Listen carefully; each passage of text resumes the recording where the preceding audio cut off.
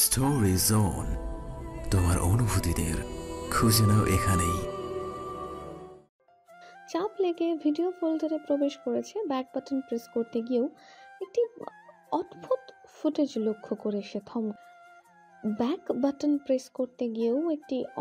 Footage লক্ষ্য করে সে থমকে গেল।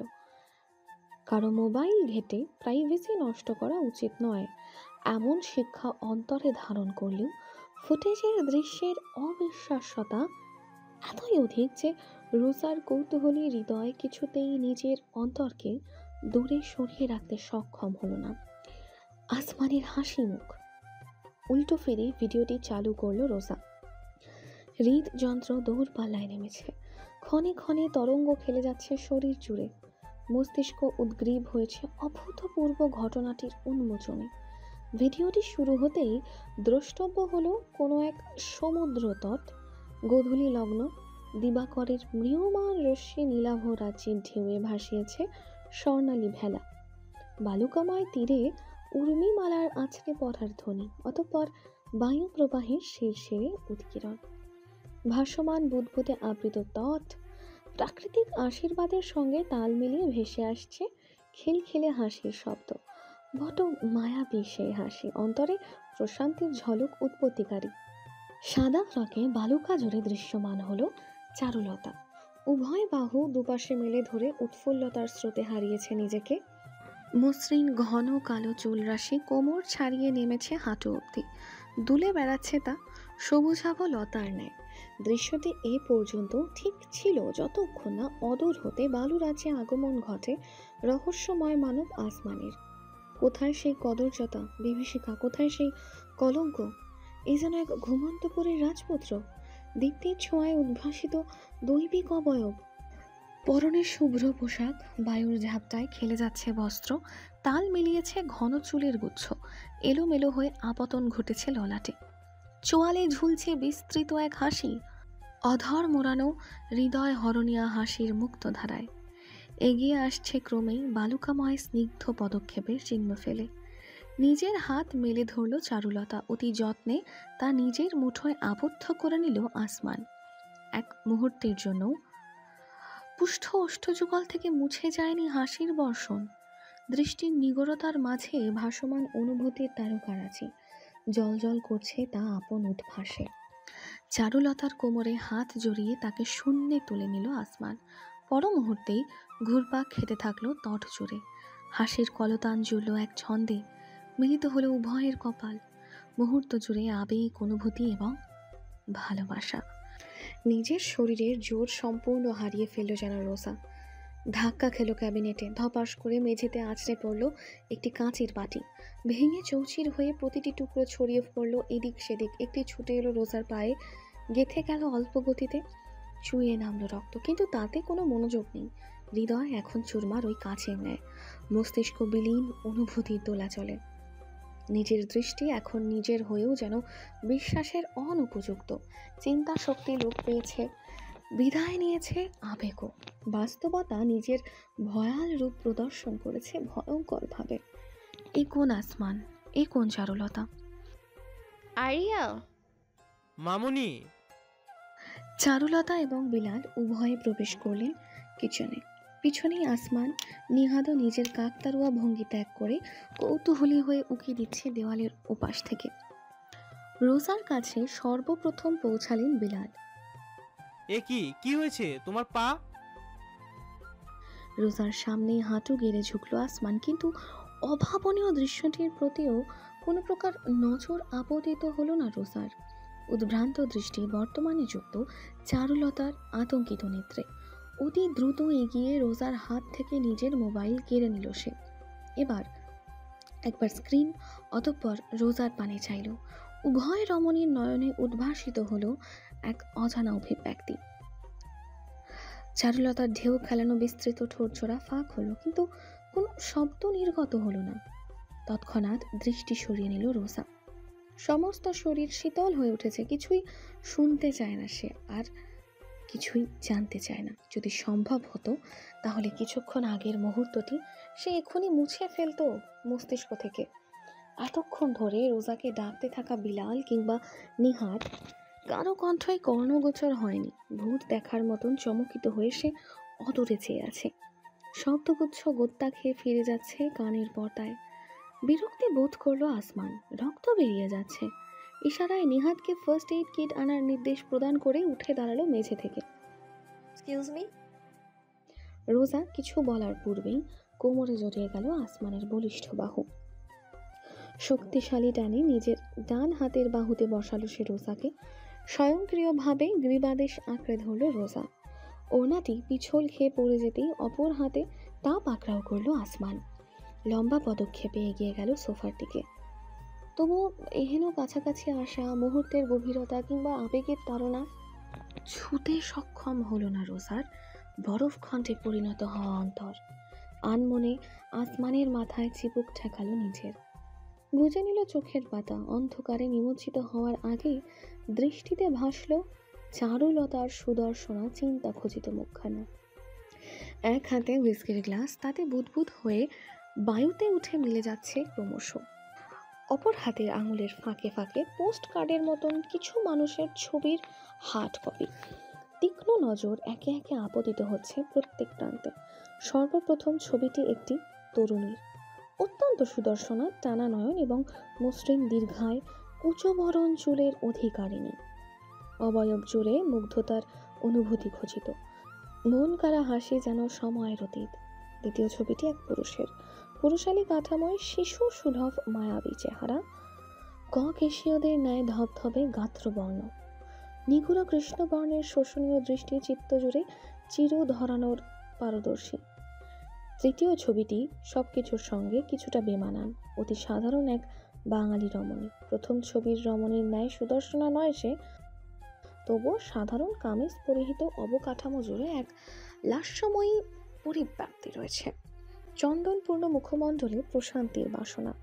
একে একে ছবিগুলো টেবিলে স্থাপন করা হলো। মাঝখানে শুভ্র পুরুষ, দুপাশে দুই রমণী, যেন এক রাজা এবং দুইটি রানী, দুরানী সুরানী।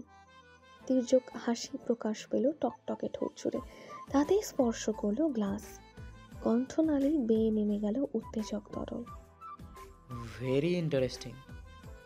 কণ্ঠস্বরের শিহরণেও বিন্দু মাত্র নড়ল না কক্ষ জুড়ে দণ্ডায়মান কালো পোশাকধারী, বুকে প্যাচার সিলভার মোহর সম্বলিত যান্ত্রিক মানবগুলি।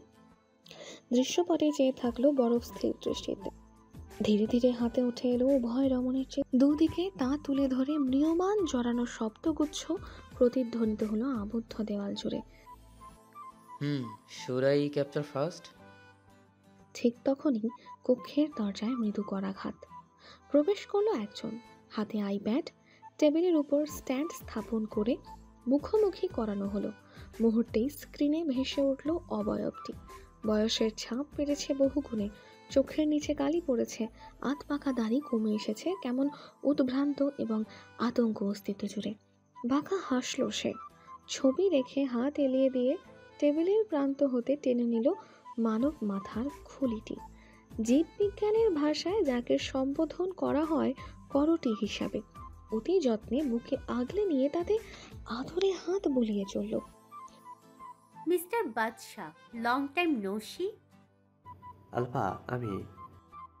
আঙুলে তুলে না বোধক ইশারা করতেই ভিডিও কলের ওপাশের বাদশা কায়সারের মুখ জুড়ে ছেয়ে গেল অমানিসা। করটিতে ঠোঁট স্পর্শ করে আলফা বিড়বিড় করলেন, এটা কে জানো? আমার সন্তান। নৈঃশব্দ, শুধুমাত্র ভারী নিঃশ্বাস প্রশ্বাসের আলাপন। চেয়ারে হেলান দিয়ে যথারীতি করটিতে আদর ছোঁয়া চলমান রেখে আলফা আদেশ ছুড়লেন, I want him alive. He should know the pain he gave my son. Way more than that. আমি আমার সর্বোচ্চ চেষ্টা করছি, দরকার হলে গোটা দেশ উপড়ে ফেলব, কিন্তু তবুও। চেষ্টা নয়, আমি ফলাফল চাই। This is my last ultimatum Badshah, otherwise your empire will burn into ashes. উপাস থেকে কিছু বলার সুযোগ পাওয়ার পূর্বেই ইশারায় ভিডিও কল কেটে দেওয়া হলো।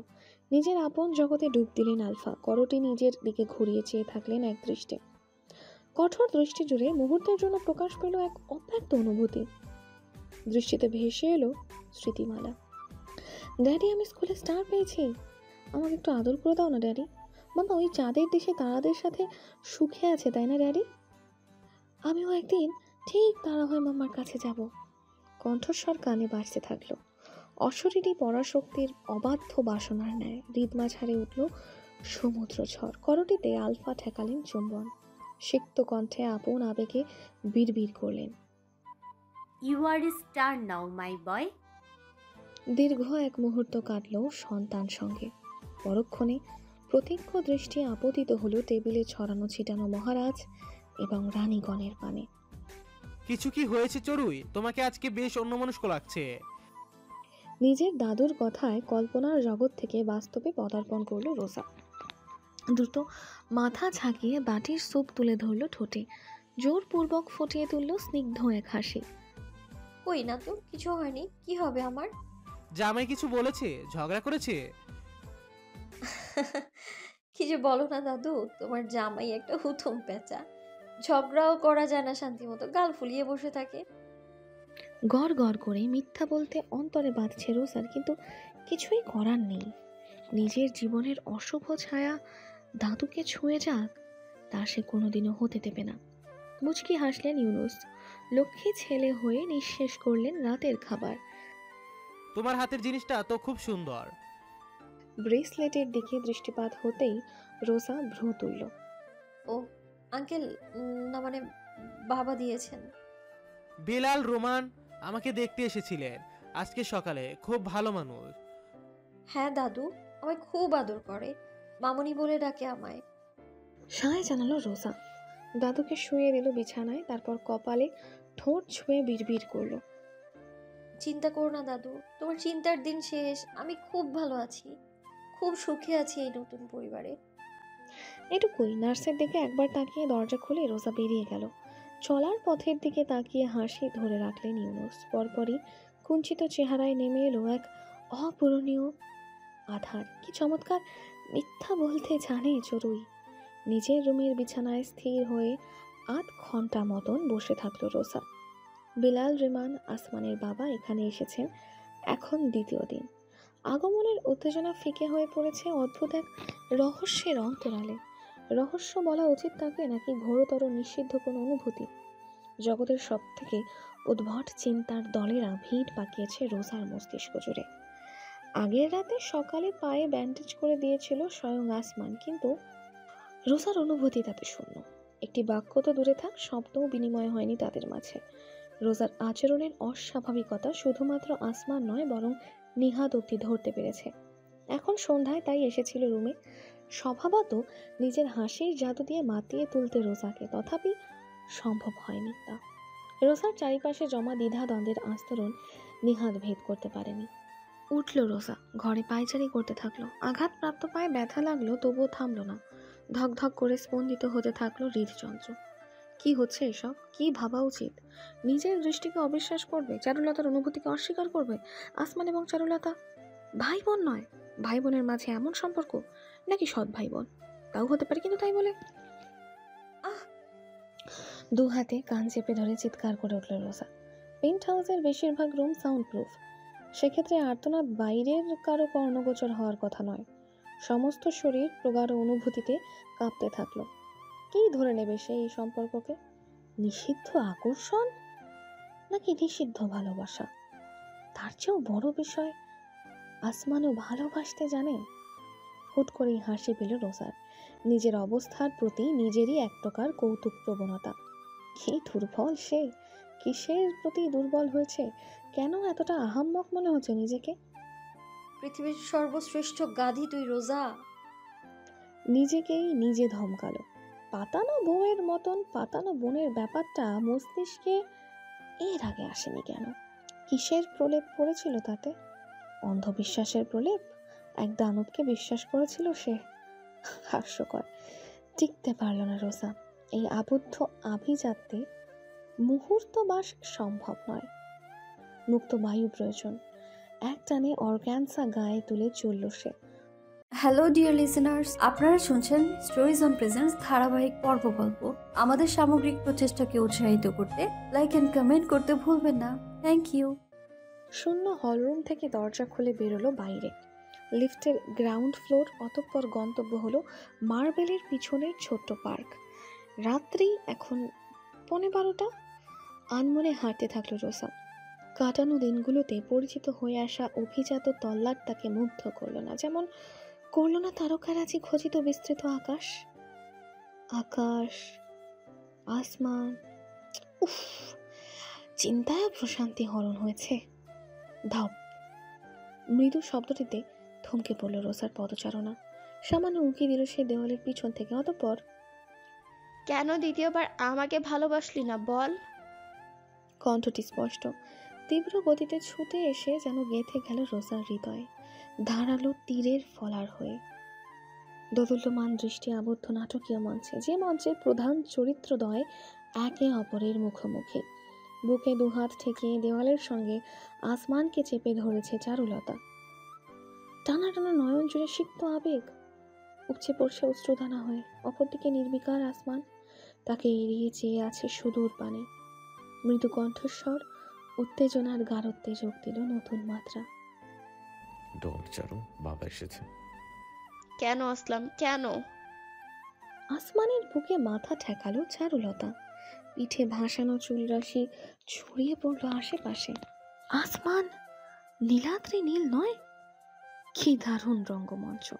আলতো করে চারুলতার বাহু স্পর্শ করলো আসমান। আমাকে ভালোবাসা পাপ। এক ঝটকায় চারুলতাকে দূরে সরিয়ে দিল বলিষ্ঠ হাত যুগল। দেওয়াল ছেড়ে শতান ঘুরল। এক পদক্ষেপ অগ্রসর হতেই ক্লাইম্যাক্স মোকাবেলায় থমকে পড়ল পদযুগল। অনুভূতিহীনতার অপর পারে দণ্ডায়মান বর্তমান। বিন্দুমাত্র অশ্রুও জমল না রোসার নয়নে। স্থির তাকিয়ে এসে নিটল নির্ভার পর্বত হয়ে। পরনের ওড়না উঠছে বায়ুতে, যেন শৃঙ্খল মুক্ত করে ছুটে যেতে চাইছে অবাধে। আরিয়া, নিজের অশ্রু মুছতে মুছতে সপ্রতিভ দৃষ্টিতে তাকালো চারুলতা। নিজের জায়গায় স্থির সে, অমূল্য ভাস্কর্যের ন্যায়। তুমি ঠিকই বলেছিলে আসমান, অনুভূতি বড্ড বেহায়া। রোসার দৃঢ় বক্তব্যে একটি নিঃশ্বাস ফেলল আসমান। কপালে ঠেকল নিজের হাত। শুভরাত্রি। রঙ্গমঞ্চের সমাপ্তি। রোজার প্রস্থান তাকে আটকালো না আসমান। ওই একই ভঙ্গিতে দাঁড়িয়ে নির্বিকার চেয়ে থাকলো বায়ুতে দুলতে থাকা ওড়নার দিকে। তুই একটা মেশিন আসমান, হৃদয় ভাঙার মেশিন। চারুলতার কাঁধের জোর ধাক্কায়ও টলল না অনুভূতি শূন্য হিমালয়। মাসের শেষ প্রায়, হাতে টাকা কম। ওর মায়ের ডায়াবেটিসের ওষুধ কিনতে হবে, ছোট বোনের পরের মাসে পরীক্ষা, ওরও ফিও দিতে হবে। কিভাবে হবে এত কিছু? বাসা ভাড়া মাথায় খরাগের মতন ঝুলছে। এমন শত সহস্র চিন্তা মস্তিষ্ককে প্রশান্তি দিচ্ছে না। দুশ্চিন্তায় নাস্তানাবুদ হয়ে দোকানের সাথে লাগোয়া ছোট্ট ঘরটার চৌকিতে শরীর ঠেকালো মামুন। ফেটে চৌচির হয়ে আসা ফোনের স্ক্রিনে সময় দেখলো রাত 1:02। এক সময় অবাধ্য মস্তিষ্ক মিয়ে এলো। নিদ্রার আভাসে স্থবির হয়ে এলো শরীর।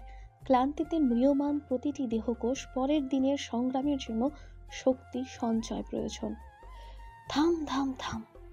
ধাতব শাটারে সজোরে আঘাতের শব্দে ধরফর করে উঠল মামুন। আত্মারাম খাঁচা ছাড়া হওয়ার জোগাড়। এ কি, অশরীরী ভর পড়লো নাকি? এক লাফে বিছানা ছেড়ে দরজাটা ঠেলে লুঙ্গির প্যাচ দিয়ে হুঙ্কার ছাড়ল সে। কোন জানোয়ারে এই বেন নাকালে? একটা চটকানা দিব মমিন্না।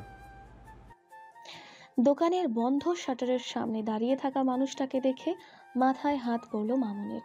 মুখ হা হয়ে গেল ইঞ্চি কয়েক। আরে নিহাত ভাই, আপনি? ওই রাত 2টা কোনো রাত হলো? এত ঘুম কিসের তোর? দোকান বন্ধ কেন? মামুনের স্যান্ডো গেঞ্জি টেনে ধরল নিহাত। ওর তীক্ষ্ণ দৃষ্টির শরীরে শিহরণ খেয়ে নিয়ে দিল যেন। বোঝা গেল তেতে আসে সে। না হলে রাত 2টা যে ভোর রাত, সে কেই বা না বুঝবে। ছেলেটাকে ঘাটিয়ে কাজ নেই। মামুন দ্রুত মুখ ডলে নিদ্রা দূর করলো। কি লাগবো ভাই, কোন শুধু? আমাকে কয়েক বালতি রং দে, কালো, লাল, সাদা। এত রাতে রং দিয়ে কি কাজ? তা জিজ্ঞেস করে নিহাতের পর্বত সম মেজাজ আরও চড়িয়ে দেওয়ার দুঃসাহস না করাই শ্রেয়। ঘর থেকে চাবি এনে শাটারের তালা খুলল মামুন। গভীর রাত্রির নৈশব্দ চিরে জং ধরা শাটারের ঘর ঘর আওয়াজ প্রতিধ্বনিত হলো। ভেতরে ঢুকে রঙের বালতি প্যাকেট করতে লাগলো সে। খালা কেমন আছে? এই তো আল্লাহ রাখছে ভাই মোটামুটি। পুষ্পিতা কি সায়েন্স নাকি আর্টস? সায়েন্স ভাই, ওই নাকি ডাক্তার হইব। ভালো ভালো, ভালো মতো পড়াশোনা করতে বলিস। যদি এসএসসিতে গোল্ডেন পাই তাহলে ওকে হোটেল সোনারগাঁওয়ে ট্রিট দিব বলিস। আচ্ছা ভাই। দাঁত দেখিয়ে হাসলো মামু। নিহাদের হাতে প্যাকেট ধরিয়ে দিল। কিছুই জিজ্ঞেস করলো না সে। দ্রুত হাতে নিজের ওয়ালেট বের করলো। 5টা 1000 টাকার নোট এক টানে বের করে মামুনের হাতে গুঁজে দিল। হাহাকার করে উঠল দোকানি ছেলেটি। আরে আরে ভাই, করেন কি, এই রঙের দাম 1500 বেশি কোনো মতে হইব না। এ কোয়ালিটি মাল দিছি স্কিন রে প্রোটেক্ট করে, কিন্তু তাও এই। চুপচাপ পকেটে ঢোকা, আর একটা বেশি কথা বললে এক চটকানায় ঘাড় বাঁকিয়ে দেবো বেত্তমিস। আমারকে জানোয়ার ডাকে। উল্টো ঘুরে ফোঁস করতে করতে বাইকের দিকে এগোলো নিহাদ। রঙের প্যাকেট ভালো মতো ব্যাক সিটে ঝুলিয়ে মাথায় হেলমেট সরালো। অতঃপর বাইকের ইঞ্জিন চালু করে নির্জন সড়ক পেয়ে ছুটে গেল অদূরে। হাতে কল করে 5000 টাকার নোট নিয়ে পুতুলের মতন দাঁড়িয়ে থাকলো মামুন। চেয়ে থাকলো পথপানি, যতক্ষণে নিহাদের ক্রমশ ঝাপসা হয়ে আসা অবয়ব চোখে পড়ে।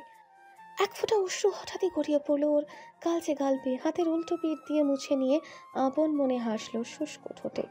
মার্ভেল ভবন। নিজের বিছানায় এপাশ ওপাশ করছে রোজা। ঘড়ির কাঁটার টিকটিক আওয়াজ কর্ণকুহরে অসহনীয় ঠেকছে। কিছুতেই মস্তিষ্ক কিংবা হৃদয় প্রশান্ত হতে রাজি নয়।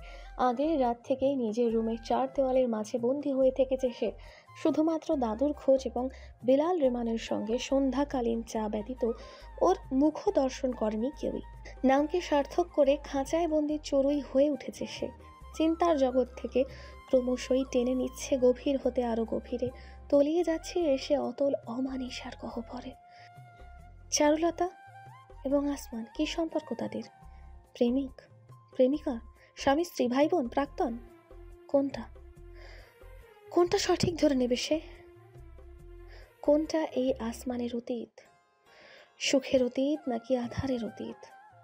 যা হবে হোক, তাতে রোজার এত অন্তর্জালা কেন হচ্ছে? আসমানের সঙ্গে ওর সম্পর্ক একটি চুক্তির, এর বেশি কিছু কোনো কালে ছিল না, হবেও না। তাহলে চারুলতার সঙ্গে সম্ভাব্য সম্পর্ক নিয়ে অবাধ্য অন্তরে এত ঘূর্ণিপাক কেন? প্রথমবারের মতন অনুভূত হওয়া এসব বিশৃঙ্খল অনুভূতি নিয়ন্ত্রণ এবং মোকাবেলায় রোজা অনভ্যস্ত। রাত 2:30 সম্ভব হলো না ছটফট করা। রোজা উঠে পড়ল আরামদায়ক গদি থেকে। আরাম কেদারা থেকে টেনে নিল সিল্কের কোট। ফতুয়ার উপর গায়ে চড়িয়ে পায়ে পায়ে বেরিয়ে এলো সে। প্রবেশ করলো হল রুমে। আধো আলো ছায়ার খেলা বিস্তৃত কক্ষটিকে পরিণত করেছে এক নিশাচরের আস্তানায়। এগিয়ে ভারী পর্দা চোরের টানে সরিয়ে রোজা উন্মুক্ত করলো কাঁচের দেওয়াল। সিটি ইউফোরিয়ার আলোকোজ্জ্বল দৃশ্য ভেসে উঠল দৃষ্টি সম্মুখে। নির্ঘুম রাত্রির অমানিসাকে হার মানিয়েছে হলুদাভ বাতির বহর। সূর্য ভবনগুলোর দিকে একদৃষ্টে চেয়ে থাকলো রোজা।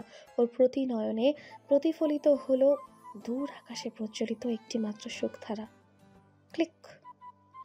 হতচকিত হয়ে রোজা ঘুরে তাকাতেই তাকে দ্বিগুণ মাত্রা বিস্মিত করে পেন্ট হাউসে প্রবেশ করলো নিহাদ। যথেষ্ট নীরব সে, তবুও রোজার মুখোমুখি হয়ে মুহূর্তেই থমকে গেল নিজ পথে। এক হাতে হেলমেট, অপর হাতে বড় সড়ো একটি প্যাকেট। সন্দিগ্ধ দৃষ্টিতে চেয়ে থাকলো রোজা। ও ফুলটুসি, তুমি ভয় পাইয়ে দিয়েছিলে। কোথায় গিয়েছিলে নিহাদ? স্থির কণ্ঠের প্রশ্নে নিহাদ ইতস্তত করতে আরম্ভ করলো। ওই না, মানে আমি কিছু জিজ্ঞেস করেছি। জেরা কেন করছো? দারোগা নাকি তুমি? রোজা কয়েক পা এগিয়ে কঠোর কিছু উচ্চারণ করতে যাচ্ছিল, কিন্তু এর আগেই মৃদু পদশব্দ নীরবতায় ছেদ ঘটালো। নিহাদ এবং রোজা উভয়ই মুখ তুলে চাইল। সিঁড়ি বেয়ে দ্রুত নেমে আসছে আসমান, যেন কি এক তাড়া আছে ওর। পরিধানে হাতাবিহীন কালো টি শার্ট এবং ট্রাউজার, পাও একদম খালি, মুখে যথারীতি মাস্ক। খানিকটা উদ্ভ্রান্ত দেখালো তাকে। গতকালের পর একবারও আসমানের মুখোমুখি হয়নি রোজা। এক কথায় এড়িয়ে গিয়েছে। এখন এমন সময় তাকে দেখে বুকের ভেতর কেমন একটা অনুভব করলো, সে নিজেই বুঝতে পারলো না। আসমান ক্ষিপ্র গতিতে এসে নিহাদের হাত থেকে প্যাকেটটা এক প্রকার ছিনিয়ে নিল। একটা শব্দ উচ্চারণ করলো না, যেমন করলো না কারোর প্রতি দৃষ্টিপাত। বিধ্বংসী এক রূপে হন হন করে এগোলো, সিঁড়ি বেয়ে পুনরায় উঠে গেল উপরে। ওর এহেন আগ্রাসী আচরণে রোজা স্তব্ধ হয়ে থাকলো। নিহাদের দীর্ঘশ্বাস তাকে বাস্তবতায় ফিরিয়ে আনলো। কি ব্যাপার নিহাদ? আজ 19 তারিখ। সব সময় প্রফুল্ল থাকা নিহাদের ছায়ায় আবৃত চেহারা এবং খাপছাড়া উত্তর রোজাকে ভরকে দিল ভীষণভাবে। মাথা কাত করে প্রশ্ন ছুড়ল সে। তো আজ কি কোনো বিশেষ দিন, বিশেষভাবে রাগ প্রকাশের দিন? হাসল নিহাদ, কিন্তু ওর হাসির আড়ালে লুকায়িত হাহাকারটুকু রমণীর দৃষ্টির ছোট হলো না। নিজের দৃষ্টি এড়িয়ে বুকে হাত ভাঁজ করলো নিহাদ। অস্বাভাবিক শান্ত কণ্ঠে বিড়বিড় করলো। 21শে সেপ্টেম্বর আসন্ন, চিন্তা করো না। আসমান ভাইয়ের এই সময়ে এমন উগ্র আচরণ অস্বাভাবিক নয়। এত হেয়ালি করছো কেন? 21শে সেপ্টেম্বর কি? উত্তর করল না নিহাদ। উল্টো ঘুরে দরজা খুলে বাইরে পা রাখলো। একটু বাহির থেকে রাতের বাতাস খেয়ে আসি। ক্লিক, পুনরায় বন্ধ হয়ে গেল দরজা। স্থবির হয়ে রইল রোজা। গুনে গুনে মিনিট দুয়েক কপালে হাত ঠেকিয়ে একটি দীর্ঘশ্বাস ফেলে সে চলল নিজের রুমের দিকে। কিছুক্ষণ পরেই আবিষ্কার করলো ওর গন্তব্য নিজের অজান্তেই পরিবর্তিত হয়েছে। সে উঠে যাচ্ছে দোলনায়, দানবটি রাস্তা নয়। আসমানের রুমের কাছাকাছি এসে যেন সম্বিত ফিরল রোজার। এ কি করছে সে? কেন করছে? কার জন্য করছে, কিংবা কোন উদ্দেশ্যে করছে? ঘাট হয়েছে ওর। উল্টো ঘুরে চলে যেতে নিলেও আহাম্মক হৃদয় বাদ সাধল। মস্তিষ্ককে শাসালো তীব্র সুরে। গর্ধ। নিজেকে নিজে ধমক লাগিয়ে চললো আবার ফিরতি পথে।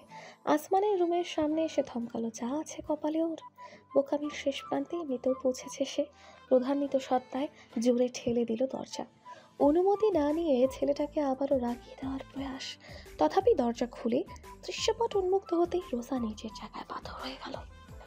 আসমানের রুমের এক পাশ দেওয়াল রঙে রঞ্জিত, তরল সাদা এবং চুয়ে চুয়ে পড়ছে মেঝেতে। মেঝেতে গড়াগড়ি খাচ্ছে রঙের বালতি।